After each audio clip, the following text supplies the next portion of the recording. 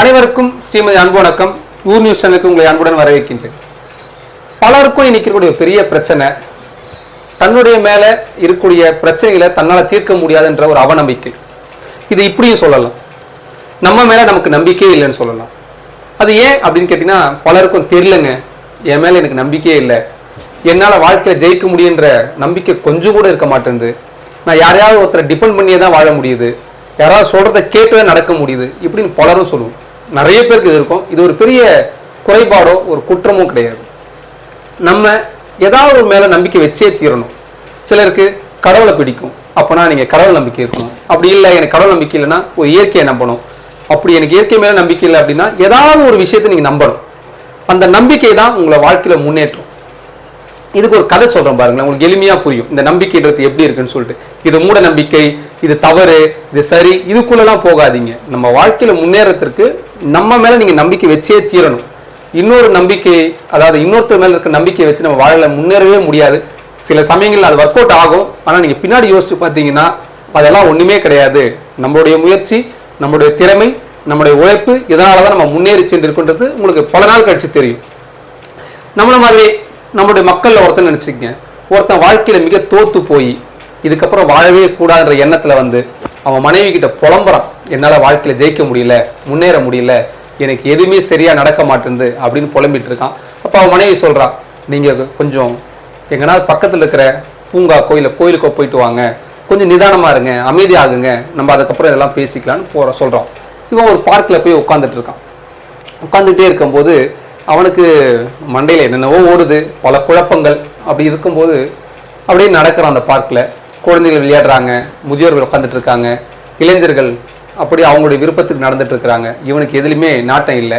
அப்படி நடந்து போயிட்டே இருக்கும்போது ஒரு ஓட்ட நாணயம் கிடைக்குது, பழைய காலத்து நாணயம், அந்த ஓட்ட காலனா அப்படின்னு சொல்லுவாங்களா, அந்த மாதிரி ஒரு நாணயம் கிடைக்குது. அவன் அதை எடுத்து பார்க்குறான். பார்த்துட்டு அப்படியே பார்த்துட்டு இருக்கான், இது எதுக்கு நம்ம கண்ணு முன்னாடி கிடைச்சது அப்படின்னு தெரியல. சரி, அதை எடுத்து அவன் பேக்கெட்டில் போட்டுக்கிட்டு நடந்து வீட்டுக்கு போகிறான். போயிட்டே இருக்கும்போது திடீர்னு அவனுடைய பழைய நண்பன் அவனை சந்திக்கிறான். என்னடா இந்த சைடு வந்துட்டு இருக்கு அப்படின்னு. அவன் வருத்தத்தெல்லாம் சொல்கிறான். நீ ஒன்று பண்ணு, நாளைக்கு என்னுடைய ஆஃபீஸ்க்கு வா, அங்கே ஒரு வேலை இருக்குது, நான் உன்னை அங்கே சேர்த்து விடுறேன்னா. இவனும் அதே மாதிரி போகிறான், வேலை கிடச்சிடுது. அவன் நினச்சதை விட பெரிய சம்பளத்தில் வேலை கிடைக்குது. எப்படி அந்த வேலை கிடச்சி அவன் நண்பனை கேட்குறான். இல்லை, உன்னுடைய இன்டர்வியூவில் எங்கள் பாஸ் உன்னுடைய ரொம்ப உன்னுடைய பதிலை கேட்டு ரொம்ப சந்தோஷப்பட்டு தான் உனக்கு இந்த வேலையை கொடுத்துருக்காரு, நல்ல திறமைசாலின்னு அவர் நம்புறாரு, நீ முழு உழைப்ப கூட அப்படின்றாரு. அவனுக்கு ஒன்றுமே புரியல. வீட்டுக்கு வரான், பேக்கெட்டில் கைவிட்டா அந்த ஓட்ட நாணயம் இருக்குது. அவனுக்கு அப்போ தான் புரியுது, அவனுக்குள்ள புரியுதுன்னு சொல்லி அவன் நினைக்கிறான், இந்த ஓட்ட நாணயம் வந்த உடனே நமக்கு வேலை கிடச்சிச்சு அப்படின்னு சொல்லிட்டு அவனுடைய மனைவி கிட்ட சொல்கிறான். இந்த மாதிரி இந்த ஓட்ட நாணயம் கிடச்ச உடனே எனக்கு நல்லது நடக்குது, இது எனக்கு தெய்வம் போல அப்படின்னு சொல்லிட்டு அந்த நாணயத்தை என்ன பண்ணுறான்னா ஒரு துணியில் சுற்றி அவன் பேக்கெட்டில் வச்சு அன்றைக்கி மாட்டிட்டு தூங்கிட்டான். மறுநாள் காலையில் அந்த துணியில் சுத்த நாணயம் இருக்குல்ல, அதை எடுத்து திரும்பவும் பேக்கெட்டில் வச்சுக்கிட்டு வேலைக்கு போகிறான். இப்படியே ஒரு 10 ஆண்டுகளை கிடக்குது. அவன் சேர்ந்த இடத்துலையே அந்த வேலை வந்து அவனுக்கு நல்ல நல்ல விஷயங்களை நடத்தி கொடுக்குது.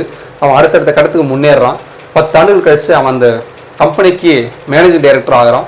மிகவும் சந்தோஷமாக வறுமையெல்லாம் போய் மன நிம்மதியோட ஆனந்தத்தோடு வாழ்ந்துட்டு இருக்கிறான்.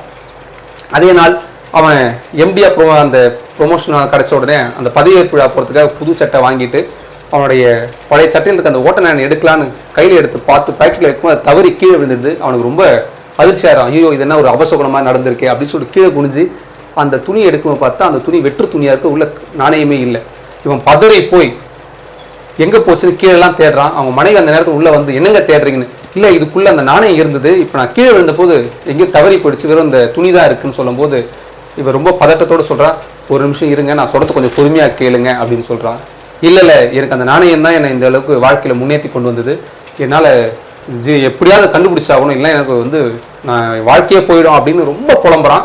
அவன் மனைவி ஒரு கட்டத்துக்கு மேலே உறக்க சத்தம் போட்டு கொஞ்சம் அமைதியாக இருங்க, அந்த நாணயம் இன்னைக்கு தொலையில, நீங்கள் எடுத்து இந்த மறுநாளே தொலைஞ்சிடுச்சு அப்படின்றாங்க. இவனுக்கு அதிர்ச்சி, என்னது மறுநாளே தொலைஞ்சிச்சான்னு. ஆமாம், நான் துணித்து வைக்கும் போது தெரியாமல் அந்த நாணயம் சேர்த்து துவச்சிட்டேன், நாணயத்தை சேர்த்து வச்சுட்டேன், அது எங்கே போச்சுன்னு தெரியல அப்படின்னா. இது எப்போ நடந்ததுன்னா அடுத்து நீங்கள் எடுத்துகிட்டு வந்த மறுநாள் நடந்துடுச்சு. அப்போ எத்தனை நாள் எடுத்துகிட்டு போனது என்னன்னு கேட்குறான். இல்லைங்க, அந்த நாணயம் போலவே இருக்கக்கூடிய ஒரு தற்கால நாணயத்தை வச்சு அந்த துணியில் சுற்றி நான் தான் வச்சேன், நீங்கள் அடுத்த நாள் வேலைக்கு சேர்ந்தீங்கல்ல, அன்னியிலிருந்து நீங்கள் எடுத்து போனது வந்து நீங்கள் எடுத்துகிட்டு வந்த நாணயம் கிடையாது, நான் வச்ச புது நாணயம் தான் அப்படின்றான். இவனுக்கு ரொம்ப அதிர்ச்சி, இவனுக்கு என்ன சொல்கிறதுனே புரியல. அப்போ இத்தனை நாள் நான் நம்பி இருந்த விஷயம் என்னை வந்து முன்னேற்றலையா அப்படின்னு கேட்குறான். இல்லவே இல்லைங்க, உங்களுடைய உண்மையான உழைப்பும் திறமையும் தான் உங்களுக்கு இந்த அளவுக்கு கொண்டு வந்திருக்கு அப்படின்னு சொல்கிறான். அப்போ தான் உனக்கு ஒரு விஷயம் புரியுது, நம்மளை நம்பணும், ஆனால் பலரும் அப்படி செய்யறது இல்லை. ஏதோ ஒரு விஷயத்துல நம்பிக்கை வச்சு அதுதான் நம்மளை முன்னேற்றது நம்பிட்டு இருக்கிறோம். அது கிடையாது. நம்ம நம்பனா, உண்மையாக உழைச்சா, முயற்சி செஞ்சால் முன்னேற முடியும்னு அவன் நினைக்கிறான். என்ன சில நேரங்களில் சில விஷயங்கள் நமக்கு நடக்கும்போது இன்னொரு நல்ல விஷயம் நடந்ததுன்னா ரெண்டுத்தையும் ஒப்பிட்டு பார்த்துக்கும். அது தவறுன்னு சொல்ல மாட்டேன், அதுவும் ஒரு வகையில் பலம் தான். ஆனால் அந்த பலமே உங்களுக்கு பலவீனம் ஆகிடக்கூடாது. அந்த மாதிரி நடந்துக்குங்க. சில நேரங்களில் எது மேலே நம்பிக்கை வச்சாலும் பரவாயில்ல, ஆனால் அந்த நம்பிக்கையை வந்து ரொம்ப அதீதமாக வச்சு உங்களை நீங்களே அழிச்சிக்க கூடாது. நம்பிக்கை என்பது நம்மளை வளர்க்க வேண்டுமே தவிர தாழ்த்தக்கூடாது. இந்த கதை உங்களுக்கு பிடிச்சிருந்தா உங்களுடைய கருத்துக்களை தெரிவியுங்கள். நன்றி, வணக்கம்.